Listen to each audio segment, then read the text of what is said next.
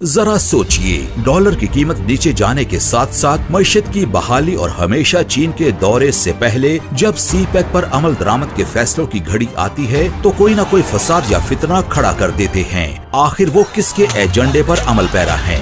किसी के झूठ पर अपने बच्चों का मुस्तकबिल दाव पर मत लगाएं। कौमी इदारों के खिलाफ गालम गलोच और रियासती इदारों के इमारात पर धावा बोलना किसी तरह भी जमहूरियत, किसी तरह भी आजादी इजहार राय नहीं और ना ही इसकी इजाजत दी जा सकती है। अपने बच्चों और घर वालों, खास तौर पर नौजवानों को ऐसी मनफी सरगर्मियों में मुलविस होने से रोकें। जब रियासत पूरे मुल्क में गैर मामूली सैलाब और इससे होने वाले नुकसानात से निपट रही है और पूरी दुनिया पाकिस्तान की मदद करने के लिए तैयार है और सिफारती सतह पर भी पाकिस्तान के खोए हुए वकार को बहाल करने की कोशिशें जारी हैं, तो ऐसे में मुल्क को इत्तेहाद और इस्तेहकाम की जरूरत है या इंतशार की?